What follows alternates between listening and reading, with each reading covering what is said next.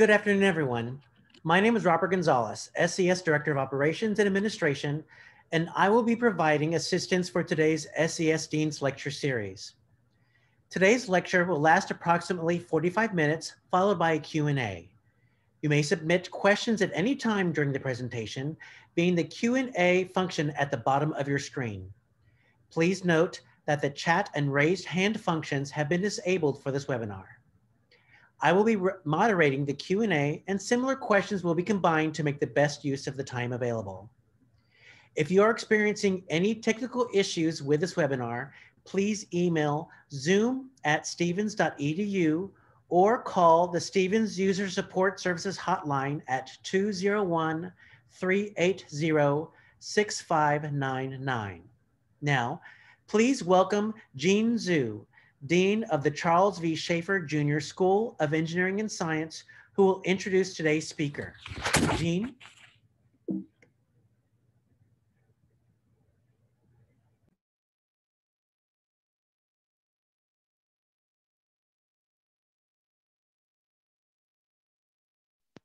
Jean Zhu, you're on mute.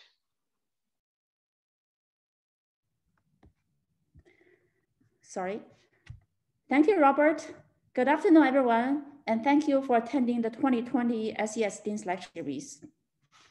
It is our great pleasure to have Pam Cheng, Executive Vice President for Global Operations and Information Technology at AstraZeneca, as our distinguished speaker today.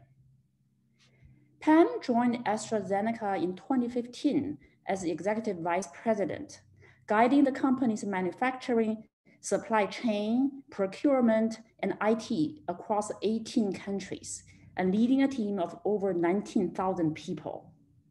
Under her leadership, AstraZeneca Global Operations has transformed significantly, driving top performance across the business while delivering value back to the enterprise.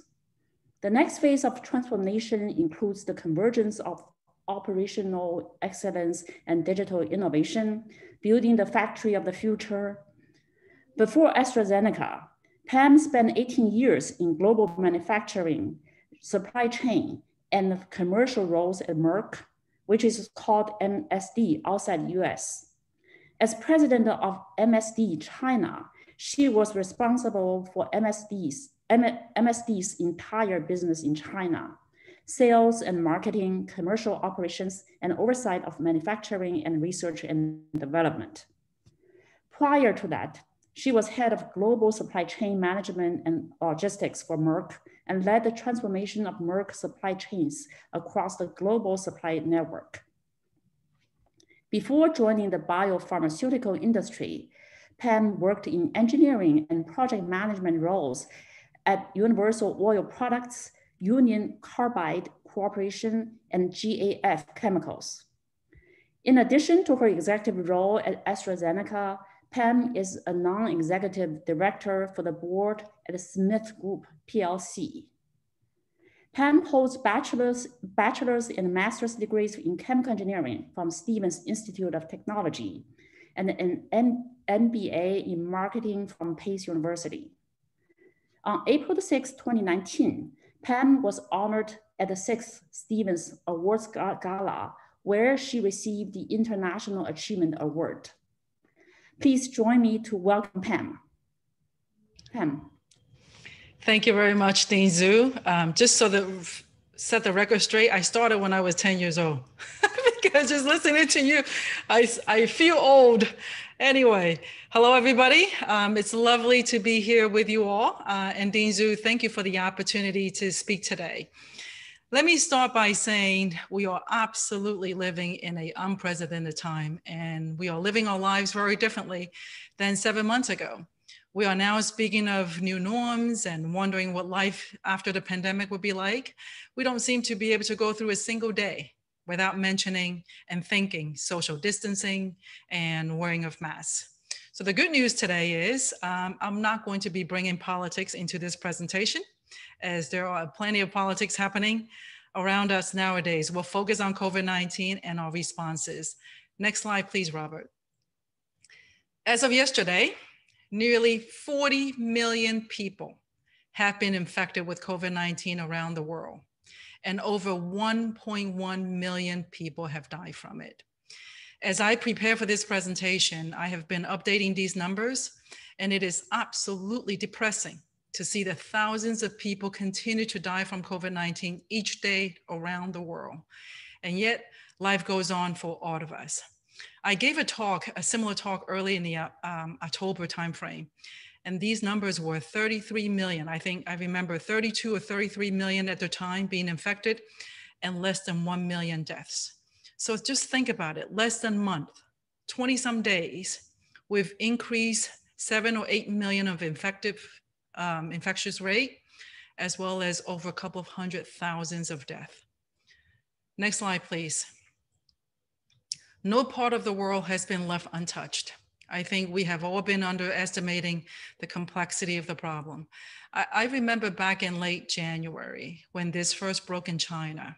It seemed like a small, far away threat at the time. We never thought we would be experiencing it in the West so soon. And I remember at the time reviewing the issue with my China team. And we were thinking of this challenge in measures of days and weeks, certainly not months. We were granted exception by the Chinese government to remain in operations to ensure the supply of our medicines. And we were calling employees back from Chinese New Year when cities were going into lockdown. We rapidly implemented safety and cleaning protocols. We changed our shift pattern. We deployed our business continuity plans, and we went into crisis management mode just in case. And I still remember at one of our meetings back in February, we had the foresight to ask our China team to kind of document their local responses and their lessons learned and share them across our manufacturing and supply network globally. We never really thought we would need it so soon in the West. Next slide, please, Robert. The global pandemic has really gone beyond just being a health crisis. It has sparked fears of an impending economic crisis and recession. Social distancing, self-isolation, and travel restrictions have led to a much more reduced workforce across all economic sectors, and has caused many jobs to be lost. Schools are now online, as you all know firsthand. Care centers have closed down. They are becoming significant hindrance for productivity and raising learning gaps around the world. Panic buying and stockpiling of basic products like food and basic necessities are leading to a shortage of basic things. Beyond that, in the biopharmaceutical industry, we actually have seen stockpiling of certain medicines, which, if not carefully managed, can lead to medicine shortage across the world. To respond to this global pandemic and outbreak, the socioeconomic effects of COVID-19 on individual aspects of the world economy is mounting. Central banks globally committed to a whatever it takes approach in an attempt to save the global economy. The road to economic recovery is predicted to be a very long one, with a period of economic inactivity for years to come. Next slide, please. Let's talk about innovation. Innovation is the core of what we do at AstraZeneca. Throughout this pandemic, we have witnessed what innovation can do in the fight against COVID-19 in our company and around the world. Next slide, please. These are the headlines. I just took a few headlines during this past few months. There are headlines during the pandemic demonstrates the breadth and depth of responses with ingenuity and invention on display across all sectors, from 3D printing of medical devices in need and PPE shortage, creativity using other parts to manufacture ventilators. These example goes on. And there's a comfort knowing that these ingenuity and innovations are happening all around us at a time of extreme need. So next slide, please. So let's talk about at AstraZeneca, what have we done so far? Our engineers reacted really fast and we went on with problem solving through engineering skills and innovation, and in many cases using what's around them and what's available. Throughout the pandemic, our manufacturing facilities remained open at a near full capacity. We had two top priorities: ensure the supply of our medicine to the patients around the world who needs them, and to keep our employees safe. There were many challenges to ensure business continuity, and in countless cases, our colleagues deploy engineering solutions based on science and data. One specific example is our response to the global shortage of manufacturing components.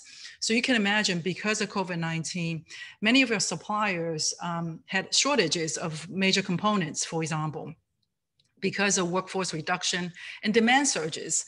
So I want to give you an example of what our process engineering team was able to significantly overcome an issue. In one of our biological processes, for example, we use a filter, what we call a purification filter downstream, which is a critical part of our manufacturing and without which we cannot continue to manufacture.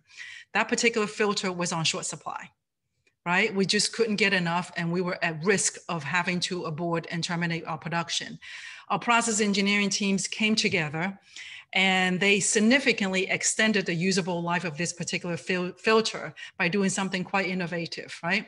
So what they did is they re-engineered the filter train, and they changed the filter configuration by adding in between the different stages a particular filter that is not on short supply. And by doing that, we were able to extend the life of this particular filter that's on short supply by almost 100%. So we got the double life out of these filters and was able to continue to manufacture medicines until our suppliers came back on supply of this particular filter. So, I mean, and this was done in an extremely short amount of time.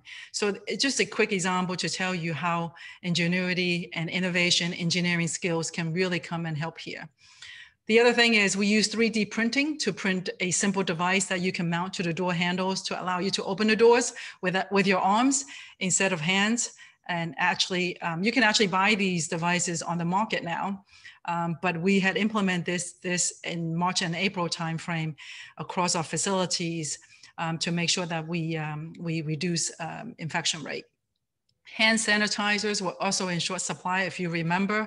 And we actually turned some of our assets equipment, and including some bioreactors, to actually manufacture hand sanitizers, not only to be self-sufficient in our facilities, but in some locations, we were able to offer support to our local communities as well. So that's really innovative. Perhaps what I should also say is that, you know, remember back in March and April timeframe, right? United States was going into lockdown. We were all working from home. Students were sent home. I want you to know, of the 18,000 people we had, over 10,000 of my manufacturing colleagues actually continued to come in to the facilities to work. We make medicine. We don't make t-shirts or chocolate. If we don't come in, it means patients around the world will go without the medicine they need. So we had over 10,000 colleagues that continue to show up at work every day, despite the fact that they were nervous, they were worried about their family. There was a lot of stuff we didn't know at the time, but they came in because they knew the patients are counting on them. So I thought it really was worthy to kind of mention that. And we as a company and management team took all the measures we need to make sure that we keep our facilities safe and we keep our employees safe. On digital, I think it's safe to say that we all went digital in a hurry, even for those who are not technologically savvy. We launched Microsoft Teams and Zoom to 77,000 employees in 8 days around the world. We were able to ensure remote connectivity down to every employee. My IT organization were working around the clock, not only to make sure that we keep the lights on and keep all the systems working within our company, but also to deploy these digital tools to 77,000 employees to make sure that we stay connected and we stay 100% on top of what we need to do. Now, the other thing that's worthy of mentioning is due to travel restrictions, we all grounded. My engineers are grounded. We couldn't travel to sites, to the factories for problem solving, to technology transfer, for example. So we've been using augmented reality devices, augmented reality goggles, smart cameras to allow technology transfers and technical problem solving to continue virtually. And we've been doing it for months, and it's really quite proving to be quite helpful to be able to do that. I now conduct all of my site visits. I used to spend 80% of my time on the road visiting our facilities and our teams around the world. And obviously I've been grounded over the past few months. I now do all my meetings virtually. This morning, I visited our Puerto Rico facility through digital means. And I go on Gemba, which is a lean term of visiting the shop floor using augmented reality devices and smart cameras, and it works well. Lastly, we are doing our part in the fight against COVID-19. We have hundreds of colleagues, myself included, working literally 24/7 on COVID-19 programs, including a potential vaccine, a monoclonal antibody, and some treatment options using assisted medicines. So let's go straight into that. Next slide, please, Robert. So let me talk about how we are advancing our research and development and manufacturing efforts to fight against COVID-19. We are doing three things. We have initiated new clinical trials to kind of investigate our new and existing medicines to see how they may be able to prevent and treat COVID-19. We continue to make good progress with our monoclonal antibody, and it's progressing well through clinical assessments. For those of you that are not familiar with these, monoclonal antibodies are synthesized in the lab, but it mimics natural antibodies and offer an opportunity to be given as a preventative option for those who are exposed to the virus, as well as treat and prevent disease progression in patients already infected by the virus. And antibody-based treatment has the potential to provide immediate protection to the patients. As many of you know, we are also working on a vaccine through a collaboration with the University of Oxford on the development and distribution of the university's potential recombinant adenovirus vaccine aimed at preventing COVID-19 infection. So we're going to talk a bit more about that. So you might ask a question, Pam, why a vaccine and an antibody? What are the difference between the two? Why do you need both? So as some of you might know, in order for a vaccine to work on someone, your immune system has to be in working order. So if you have an immunosuppressed system, if your immune system is compromised, a vaccine may not work properly for you. And that's where the antibody comes into play. This particular antibody we're working on can potentially be for prophylactic use. So it's a prevention. So think about frontline healthcare workers, for example, right? They can be exposed to the virus. And if they are unable to take the vaccine, you can take the antibody and it can provide up to a few months of protection. And then more importantly, if for someone who's infected by the virus, this antibody can become an effective treatment to prevent death and severe reactions to the infection. So these are the programs that we are working on. In terms of existing medicines, we've got medicines in place right now. For example, a potential medicine that we are looking at for treatment. So we have a medicine called acalabrutinib, which is a BTK inhibitor. It's for blood cancer. We believe that it can actually help patients moderate the immune response from the lungs, in the lungs, when they are infected with COVID-19. So we are studying that particular product to see whether or not it can help treat COVID-19, for example. So there are several things we are working in parallel, and we are looking at the entire value chain, or end-to-end of from a virus entry to sort of a significant treatment once someone gets impacted by this potential virus. Next slide, please.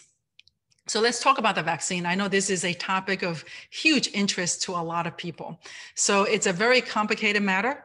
I'm going to try to explain this in terms where it will be interesting to you, and hopefully to kind of sort of a bit of a education moment around how this can work. So this vaccine is based on what we call an existing recombinant adenovirus vector. It avoids issues with pre-existing immunity to human adenoviruses. It's actually a virus derived from a chimpanzee. It's non-replicating in human bodies due to what we call the gene deletion for E1 and E3 genes. So it doesn't replicate in your body and it's safe. It contains genetic materials of the virus spike protein. Phase 1 and 2 interim data have been very encouraging from the clinical trials. And phase 2 and 3, for those of you who are not familiar with the terminology, as you go from phase 1, 2, and 3, as you go to phase 3, we're talking about tens of thousands of volunteers and subjects that we study this vaccine in. So phase 2 and 3 trials are now ongoing in multiple countries. There's 4 key points that I want to point out with this particular vaccine. And this is why we are so excited about this potential vaccine in terms of how it can work, right? Of course, until we have data from phase 3 clinical trial and FDA approval, it remains a potential vaccine. It's not a vaccine yet.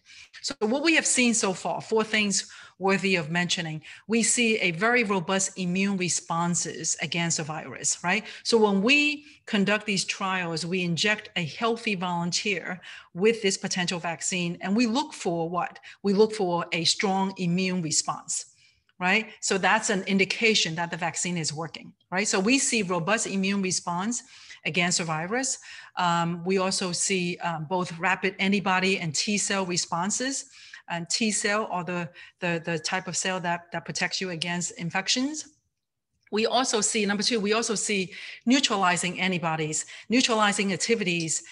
We've seen them in 91% of the participants 1 month after vaccination, and in 100% of the participants who receive a second dose, which is the neutralizing antibody is an antibody that defends a cell from an infectious particle by neutralizing any effect it has biologically. So that's what we wanted to see.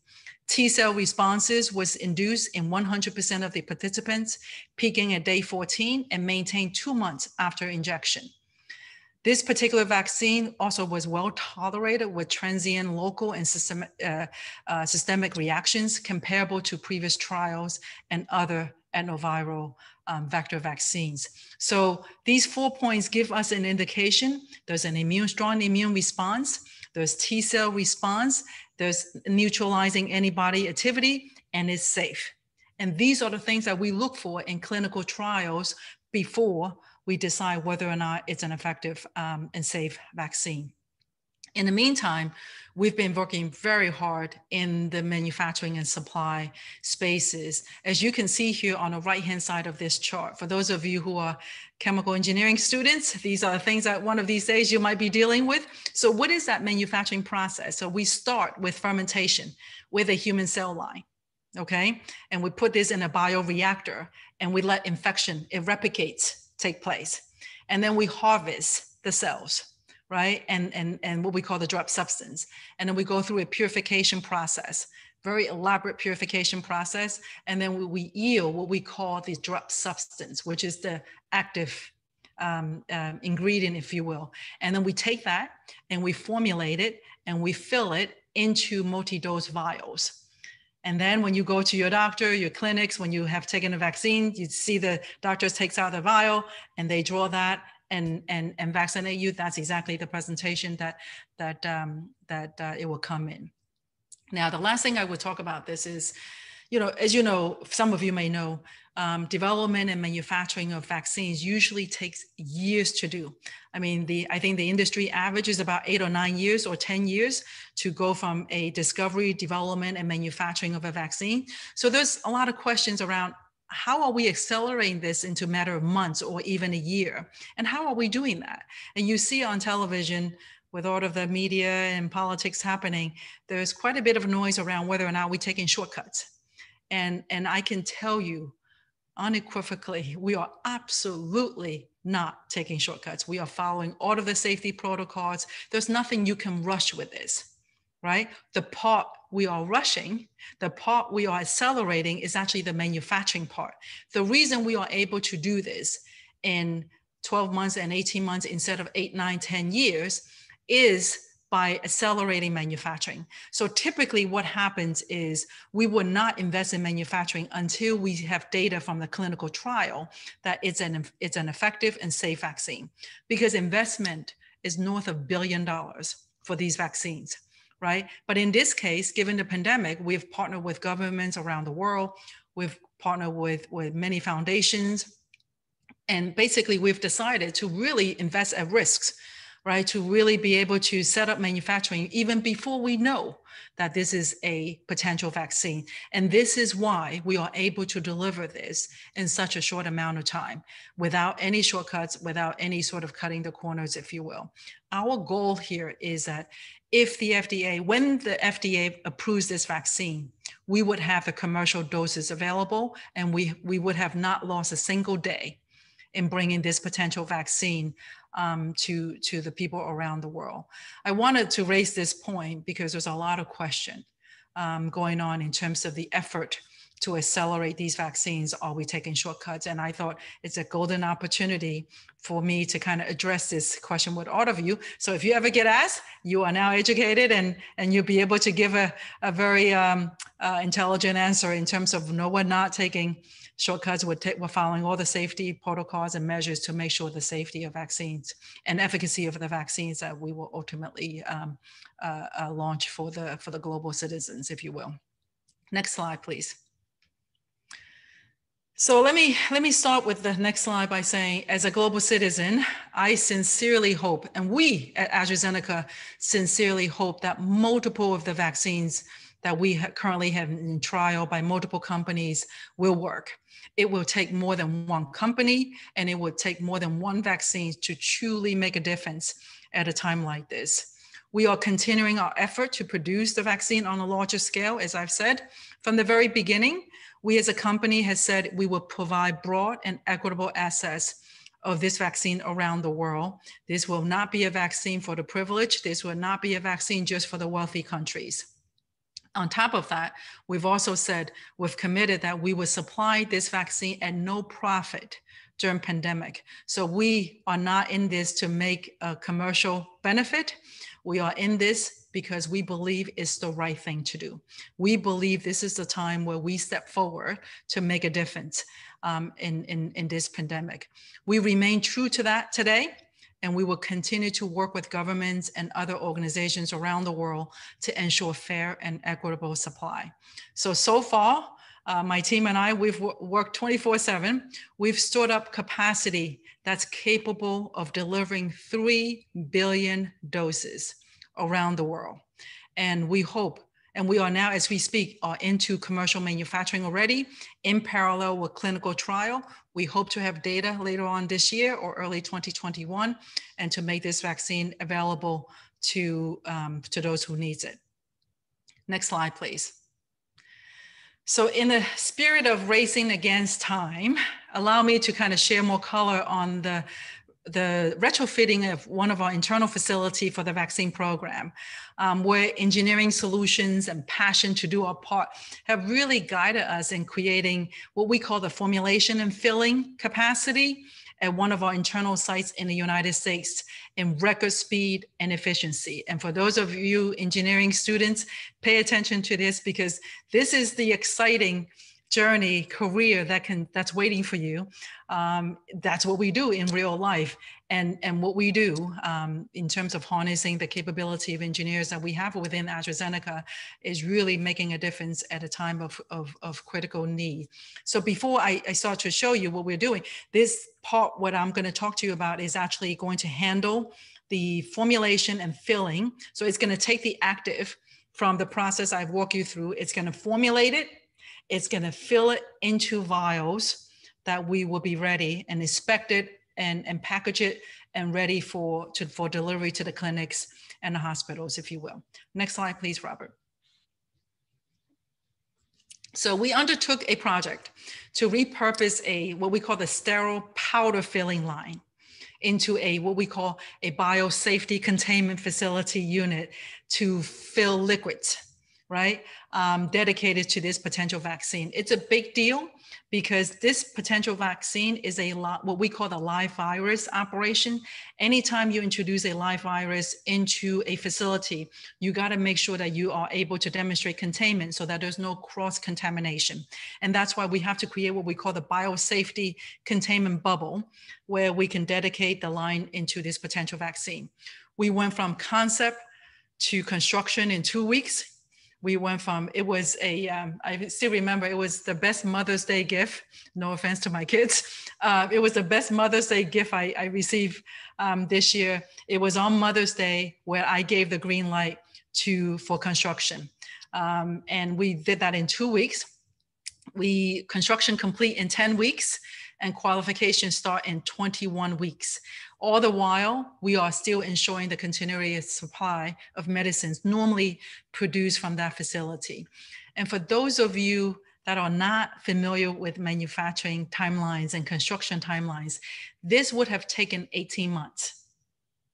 This would have easily taken 18 months, if not longer. We were able to do this in 5 months.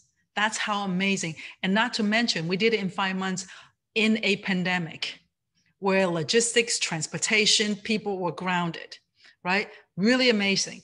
We modify and repurpose over 17,000 square feet of manufacturing space. We created and redesigned and repurposed a total of 33 rooms. And these are not your bedrooms, your office rooms. These are classified clean rooms, right? Install miles of piping, cabling, and ductwork, and tons of concrete we pour to reinforce the flooring big enough for the equipment. And perhaps the most innovative part was that there were because we were doing retrofitting, there were about 100 parts on that line, on the machine, that needed to be retrofitted. And normally we would go out to external shops, we would go to our suppliers, and we would have them fabricate and design. In this case, we had no time. So our engineers took it upon themselves to design, to fabricate, and assemble and test nearly 100 parts. In many cases, they had to reverse engineer it to fit. It really was quite amazing. And in the end, it works. I have never seen a group of people more passionate and more committed and be so happy to be working so hard.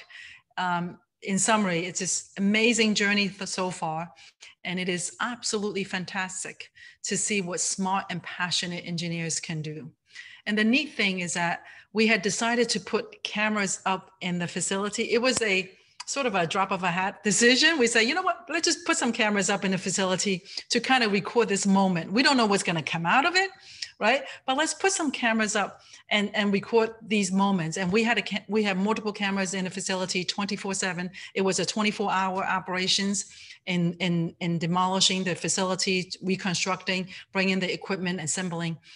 So because of that impromptu decision we made, I'm now able to show you a video what happened in that 4 or 5 months. And I hope you find great sort of confidence that we've got some of these great engineers and colleagues in our site in Ohio to kind of sort of fight against, sort of racing against time to make sure that this facility is ready in record time. Robert, could you please roll the video? Thank you. The construction phase of Project Atlas at the AstraZeneca Westchester, Ohio site is now complete. Our teams have been working 24 hours a day and 7 days a week to transform a decommissioned sterile powder filling line into a formulation, filling, and packaging suite dedicated to the production of the vaccine. Additional HVAC has been added to the building to supply enough air for viral segregation and cleanroom classification.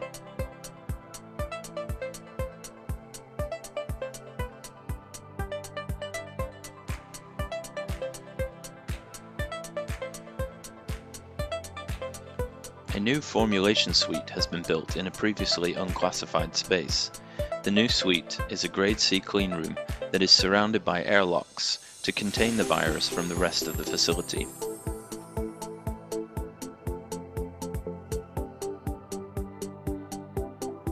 In this space, the thawed drug substance is stored at controlled temperature prior to use. Weigh scales have been added to enable a consistent formulation, and temperature-controlled vessels minimize the exposure of the virus to room temperature.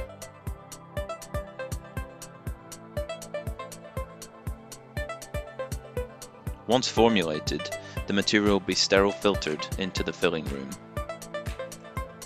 Vial washing and depyrogenation equipment had to be modified to to accept the size of glass for the vaccine and to be able to supply the filling machine with sufficient quantity.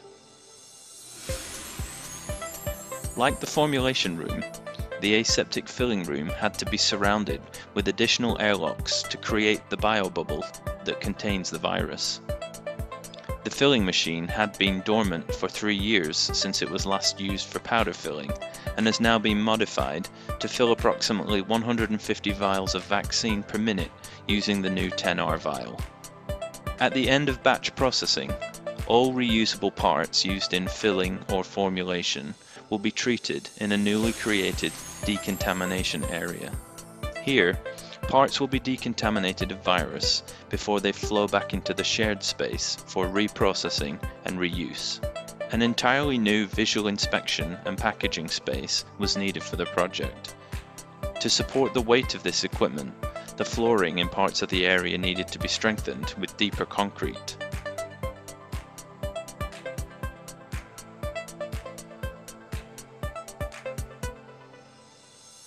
A large packaging hall was created that'll house visual inspection, labeling, and packaging equipment. These processes will be manual to begin with, but will transition over to fully automated as the equipment is qualified. Now that the construction is complete, the facility is being returned to operations for GMP cleaning prior to process validation beginning. Overall, 33 manufacturing rooms, including classified clean rooms, were added or modified, and miles of piping, cabling, and ductwork were added to the area. This facility was built in just 77 days.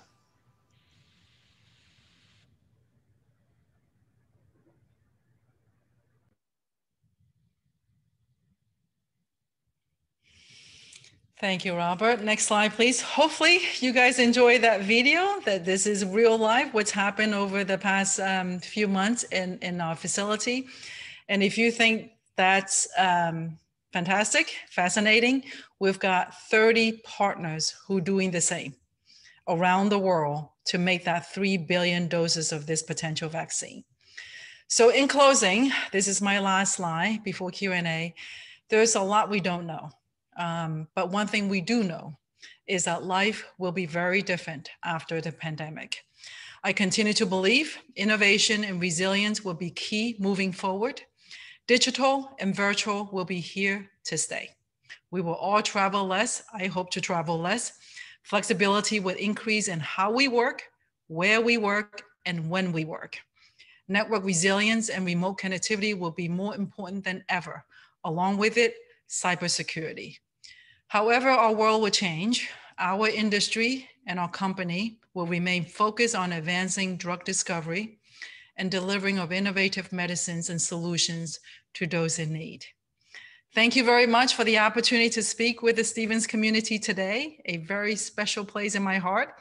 And thank you, and please stay safe. Robert, turn it back to you. Thank you, Pam, very, very much. So now we've reached our Q&A section of today's presentation, and we actually have a number of questions for you, Pam. So I'm just going to go with them one by one. Sure. So first we have from Rick Dearborn. This was done earlier in your presentation. How many of your employees were infected in the workplace as they stayed in work manufacturing your pharmaceuticals? Did you take any unusual precautions beyond what public safety would recommend? Absolutely. It's a great question. So I'm happy to report the number of individuals infected in our workplace, low single digits, believe it or not. And I've got 14,500 people in manufacturing, 4,500 people in IT, right? So the reason being is that very early on, we deployed a whole new cleaning protocol. We wipe down, clean down the facility multiple times a day. It's mandatory to wear masks in our facility, right? We take temperatures before we get in. We've got contact tracing. So at the moment someone's not feeling well, we can isolate the right people. We have them stay home and so on and so forth. Right now, actually, as we speak, we have testing available on site. So any one of our employees can be tested anytime they want, as often as they want. We actually encourage our employees to be tested every week. I get tested every week myself, and I get the result. It's super easy. It's a swab. It's not the offensive one that you have to go all the way up. It's 2 inch into your nostrils, and 24 hours later, I get the results back. And so it's a peace of mind. It's a combination of cleaning of the facility, social distancing, wearing of masks, taking temperatures upon entering the facility, offering testing, and then being able to contact trace and to be able to take real-time reactions if we need be. And so far, I have to say, you know, I've been back in the office for 2 months now, 2.5 months. And I can tell you, I feel much safer at work than going grocery shopping, if you know what I mean. Great, thank you, Pam. So next we have a question from one of our professors here in SES, Marcin Iwanicki. Before release, will AstraZeneca perform viral challenge studies to test whether the vaccine is protective? Yeah, so for those folks who are not familiar with the term challenge, viral challenge basically means we would actually purposely, intentionally infect someone, right? You would infect someone with the virus and then you give it a vaccine or vice versa to see if it works. The answer to that is no. Right now, as a company, we do not believe, given the type of virus this is, that we would conduct challenge testing on the vaccine. What we are doing is a control study, clinical study. We believe that's equally effective in terms of make showing the safety and efficacy of the vaccine. The one thing I think this reminds me of a point that's probably worthy of mentioning here, because not everyone's familiar with the industry. You know, when we talk about clinical trials for medicine, typically speaking, we are seeking sort of patients with underlying issues, right? Where we can conduct a clinical trial. For vaccines, these are healthy volunteers, right? People like you and I, we can volunteer for vaccines and we are completely healthy with no underlying conditions, for example. So we want to be very careful to make sure that we don't impose undue harm to the healthy volunteers as we conduct the vaccine clinical trial. Now, actually, for the vaccine we are talking about that AstraZeneca is working on, for those of you who are following up on that, it's actually the current phase 3 clinical trial in the US is on pause. Let me explain to you what's happened so far, just in case you come upon it. So we've initiated phase 3 trials, 30,000 healthy volunteers in the United States, 10,000 healthy volunteers in the UK, and many thousands more in Brazil, in South Africa, for example.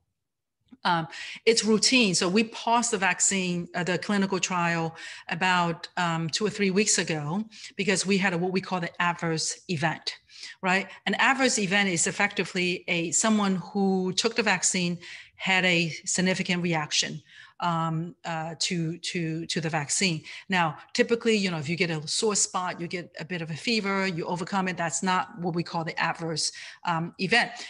You know, if you have significant medical issues, then we take that as an adverse event.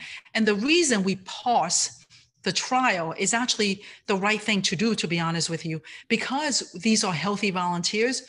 If this vaccine has an issue, we will want to stop vaccinating additional healthy volunteers, if you will, right? To make sure that we don't do undue harm. So when we have, it's standard practice in the industry, if you have an adverse event with a vaccine trial, you pause, and then you have an independent third-party body, sort of a scientific technical body comes in, review the data, review the situation, and decide, you know what, this is an underlying issue with this particular volunteer. It's not the vaccine, please resume. Or there's some significant potential issues with the vaccine, please do not, please abort or terminate or defer or delay, right? So it happens all of the times. You may actually have heard the Johnson & Johnson J&J vaccine has been paused. Eli Lilly's efforts on an antibody has been paused. Similar issues, right? So you see adverse event is the right thing to do, we pause. Since that event, our trial has resumed in the UK. The independent third-party panel has said it is not the vaccine. You can resume the trial. So we've resumed in the UK, and Brazil, then South Africa. In the United States, FDA is being very cautious. We had multiple conversations with them and just asking questions and us providing data and information. We do expect to resume the clinical trial in the US very soon, in a matter of days. But in case you hear that, but it's basically a difference between healthy volunteers and someone with an underlying issue in terms of participating in a clinical trial, that we want to be extra cautious to make sure that any indication of potential issue, we stop and wait for the resolution before we begin again. Great, thank you, Pam. So the next question comes from Pavel Dubowski. Could you tell how does the pandemic develop in Africa, and whether the numbers are lower or greater than in other parts of the world? Repeat that question. In the US or? It just said, could you tell how does the pandemic develop in Africa? Oh, in Africa. Yes. In Africa. So, you know, again, we are, we can only go with WHO sort of numbers here. And obviously WHO is also at the mercy of what the countries report. Right. So if you look at the numbers in Africa, for example, different parts of Africa have different pandemic rates, if you will. I think they've gone through they went through a wave, a terrible wave early on in the pandemic, just like many of us did. I think so. In the end of the day, based on the numbers reported, they had some significant challenges early on, and the numbers seem to have plateau somewhat, but we're seeing signs of resurfacing as we speak, like many places around the world. Thank you. So the next question we have is from Maria Bell. Hello, Pam. Working on the assumption that the AstraZeneca vaccine will be manufactured and administered, how will post-administration safety surveys be completed? And is this also being designed now? Absolutely. So for many medicines, including vaccines, for example, we would track the vaccine, the safety profile, the efficacy profile for years and years to come. Right. So we are now working on sort of these designs to make sure that post-commercialization, what we call the post-introducing of this vaccine, we continue to monitor what we call sort of the phase 4, right? And phase 4 and 5 sort of type of data to make sure that we have visibility to how the vaccine is actually doing for people around the world. And, you know, depending on the evolution of this virus as well, to continue to monitor the safety and efficacy of this vaccine as time go by. So we're working very closely with BARDA, with the FDA on these designs. And please be absolutely assured that we are working with agencies around the world, MHRA in Europe, for example, FDA in the US, TGA in Australia. I mean, we're working with many regulatory agencies around the world to make sure that we are lock in step, that we don't move and progress without making sure that there's concurrent and support from the agencies. Thank you. So the next question comes from our president, Nirmal Varden. Fascinating talk, thanks a million. Has AstraZeneca made other vaccines in the past? And if so, how long did it take to complete the development cycle of the most recent vaccine? Yeah, so we're not a huge vaccine player. We have another vaccine called FluMist, which is for flu. And for those of you with kids, this is a vaccine in the form of a nasal spray. So it's not an injection. It's a live attenuated vaccine of the flu virus. Each year we launch a new product based on the virus strains for that. And so this is the FluMist, which is our current flu vaccine, has been around for a long time, over almost 20 years now. So I can't really answer you the question, how long did it take us to develop? This was before my time, but I can tell you in my previous employer, I used to work for Merck, as Dean Zhu shared with you. And Merck is a big vaccine company. And one of the vaccine I used to work on is what we call the cervical vaccine.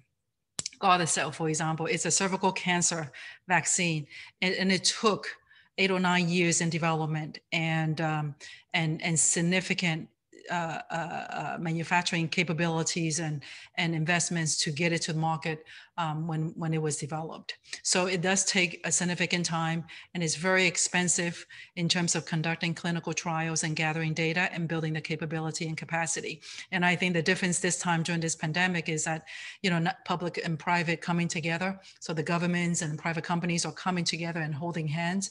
And when we do come together, man, it's just absolutely different scale of timeline, right? So the importance of what we can do when everybody is walking towards a common goal.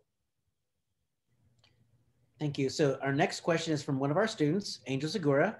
Would the coronavirus vaccine always be made available for free even after the pandemic? So a correction, I didn't say free. AstraZeneca would not be making a profit. We will be providing these vaccines to the government at cost. Some countries have decided that it will be free. Some countries have not made that decision yet. So it will be entirely up to the government on the distribution priorities and if they charge, how much they charge. So I can say, you know, again, the Pam Cheng opinion is I think the governments around the world have public health in their mind. So I don't think there will be a meaningful in terms of cost on this vaccine. The particular vaccine we are working on, one of the benefit is it's very affordable, right? You know, the cost, I can share this with you, the cost of making this vaccine after everything's said and done, it's a few dollars a dose. It's less than $10 a dose, right? So you can imagine that, you know, if the public have to pay for it, this particular vaccine, it won't be enormously expensive.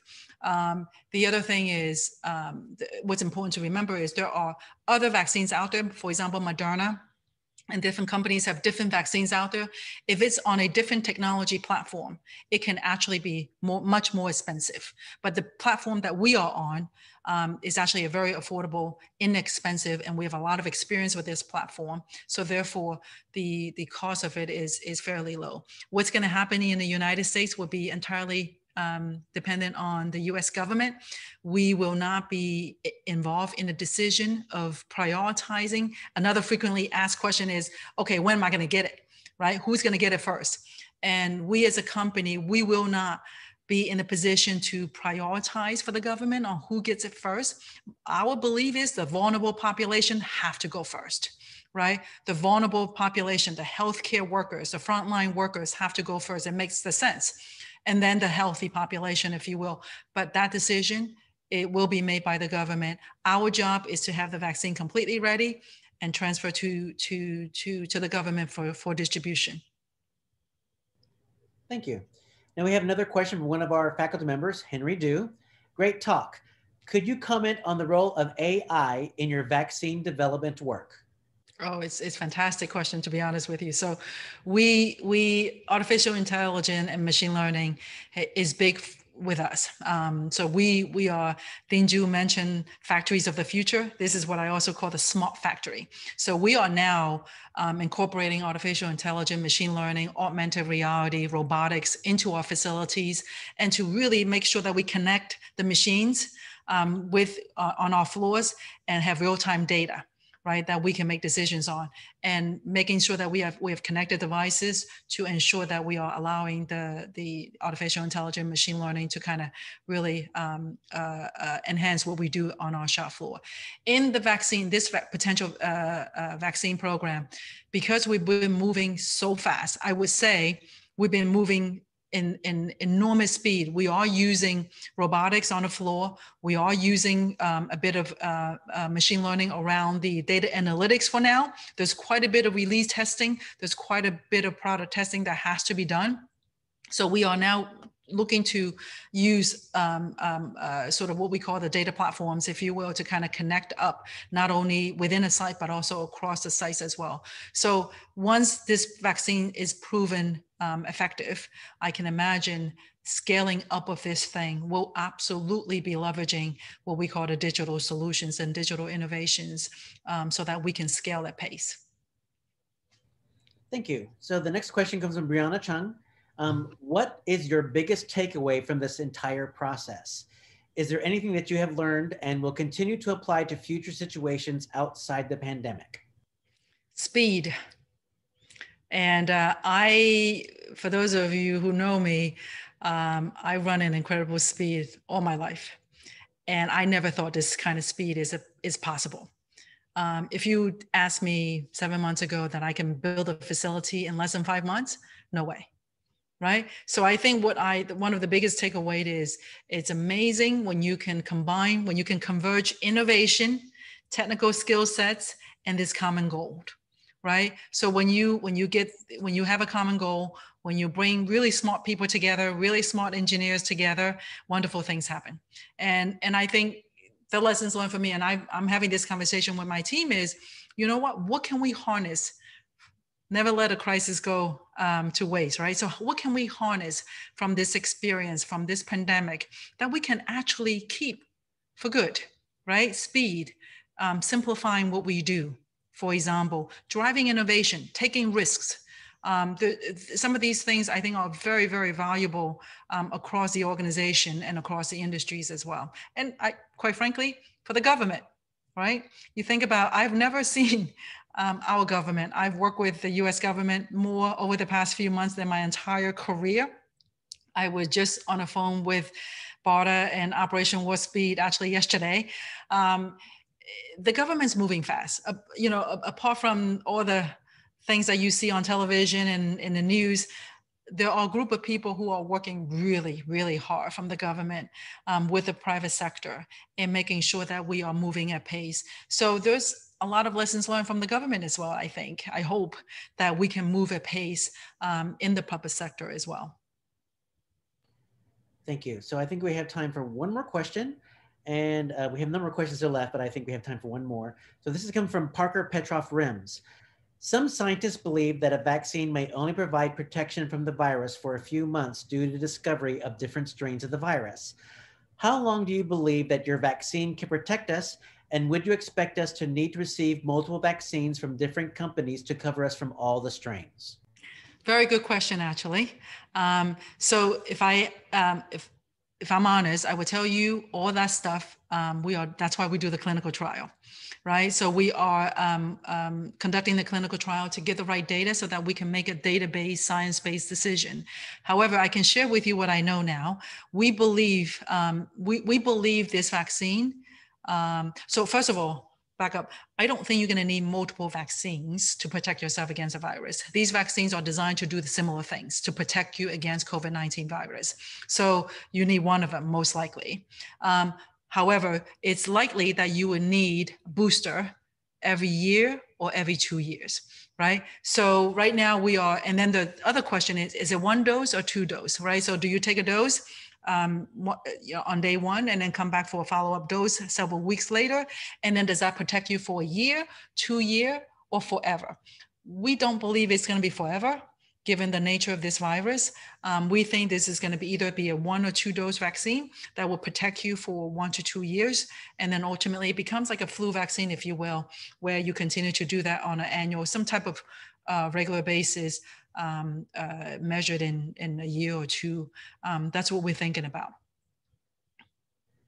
Great. I think we have time for a couple more questions, Pam, if you don't mind. So I think we have the next one from Susan Metz in the president's office.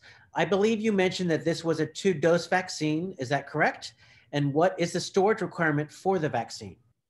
Great question. Love talking to technical folks. So right now we think it might be a 2-dose vaccine. As you heard from what I said, 90% sort of positivity in terms of response after first dose and 100% after second dose. So again, we will let the clinical trial take place and we will make a database and science-based decision. At this point in time, it could be either 1 dose or 2 dose. And if we see enhanced benefits for the second dose, in terms of efficacy, we would definitely be considering that. So it can potentially be a 2 dose, but no more than 2 dose. In terms of storage condition, this is actually refrigerated. So most vaccines are refrigerated at 2 to 8 C. Some vaccines are frozen, right? So that you can imagine the frozen vaccine will be very difficult logistically. Think about transportation around the world, right? And also the developing countries, for example, that would be very difficult. So the good news is this vaccine, AstraZeneca and Oxford vaccine, is actually just regular, what we call the cold chain, 2 to 8 degrees, no different than a lot of vaccine you take when you go to your doctor's office where it's in a refrigerator or cold box. They will just take it out and vaccinate. And transportation, logistics, storage for 2 to 8 degrees is very common in the biopharmaceutical stage. Thank you. So the next question comes from Patty Torres. Pam, thank you for your presentation.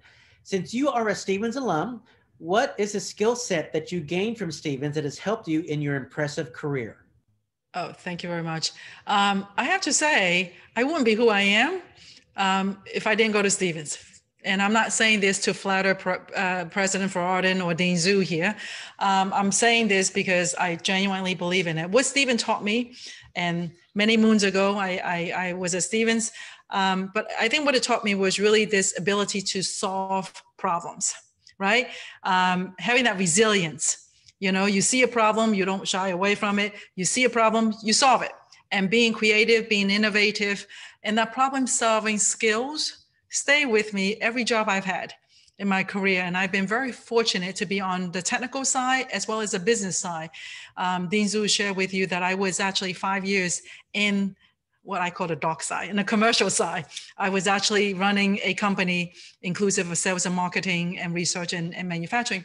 And I can tell you, I brought engineering discipline even with my commercial, my business folks, because it's just a good discipline, a good mindset to have. It's not exactly a particular class you take. It's all the classes that you are taking right now and the exposure to the professors and the faculty experiences, internships, and so on and so forth, that culminates to a mindset, which is that problem-solving, innovative mindset that helps you no matter what kind of job you take on in the future. So I do have to thank Stevens for that. And because of that, I don't know if how many of you guys know, but I have 2 of my 3 daughters at Stevens, one studying chemical engineering.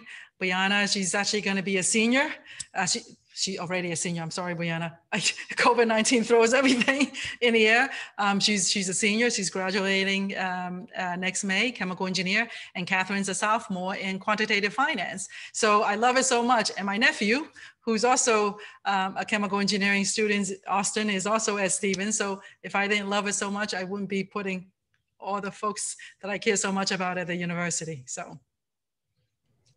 Thank you. And then our final question for today comes from Wei Zhang. In what ways has your leadership role changed since the pandemic, if at all? And what are some lessons learned from a leadership perspective? Yes, I think the first thing is, and I don't think it's changed for me, it's actually reinforced it. It's about leadership on the ground, visible leadership, authentic leadership, right? So you can imagine back in March and April timeframe, there was a lot of uncertainty. To say that I was calm and at ease will be a lie. At that point in time, we didn't know what was going to happen. When we went into lockdown, I had 19,000 people around the world. We had patients around the world, depending on our medicine. They were unsettling moments. And at the same time where we are sort of trying to make our facilities safe and encouraging employees to come back in to make medicine, I have to walk the talk, if you will. So it's that, you know, leadership by example, that authentic leadership, and that humility to kind of share with the colleagues that I don't have all the solutions. I don't know what's going to happen, but I'm confident we're going to get through it, and having that positivity. And literally, I was on the ground virtually 24/7 with my team around the world and making sure that they know we are in this together. And it's okay to feel vulnerable. It's okay to not be so certain, and to do everything we can to help our employees. Actually, you know, an interesting fact at the time when we had employees sort of coming into work at an extremely unsettling time, you know, remember the days where grocery shopping, we didn't know people were stockpiling food, toilet paper, remember? We actually, to kind of put our employees' mind at ease so that they can focus at work. We can't afford for them to get hurt at work or to make mistakes, given the nature of what we do. We actually dispense enormous amount of effort and resources to actually help procure food for their families. We gave them necessity items such that they can put their mind at ease about their family. We actually brought in online teachers to teach the kids so that parents can focus on what they do, because what we do is saving lives. So we want to make sure that the parents stay focused, but then we put their mind at ease and help them take care of their family. So these are the leadership things that I was able to reinforce. And I think it's nothing new, but it really, at a time of crisis, leadership by example, leadership on the ground, rolling up your sleeves, being there with the team is so, so important. And don't forget, we are still in this pandemic. It's not over. Crisis management continues. All of my 26 locations around the world continue to be crisis management mode. And we're still, our business continuity is still enforced at the moment. And I think it's going to be in it for many more months to come, unfortunately. So it's really important. Everybody stay safe, social distancing, wearing of masks, just good discipline works all around until a vaccine and a treatment's available. Thank you, Pam. I'm now going to hand it over to Jean Zhu, who will close out today's lecture. Jean? Thank you. Thank you, Robert. Thank you, Pam, for a wonderful talk. There are more questions to ask, but due to the time limit, we are already exceeding the time limit. But may I ask a last question, sure, taking advantage of my position, which is, when would you predict that the vaccine will come into the market? Yeah, that's $1 million question. So we hope we will get data from our phase 3 trial end of the year, later in the year, or by early 2021. We may actually get data in outside of the United States first, because we're doing phase 3 trials around the world. So we may actually get data in the UK, for example, first. And UK government may decide that this vaccine is made available to the UK citizens, if you will, first. And then the United States can choose, do we wait for the phase 3 trial in the US to come with the data that we need, or do we trigger emergency use authorization? And I think it's very complex. There are many decisions the government have to take. I am hoping, Jean, I am absolutely hoping early 2021, we'll have a vaccine. And if all goes well, multiple vaccines from multiple companies. Great, thank you very much. I look forward to it. So thanks again for such a wonderful talk, and we're all encouraged, and we look forward to the fruition of all your effort. Thank you very much. Thanks for your time. Thank you, guys. It's great to be here. Thank you. Thank you. Bye-bye. All the best. Good luck. Thank you. Same to you. Thank you.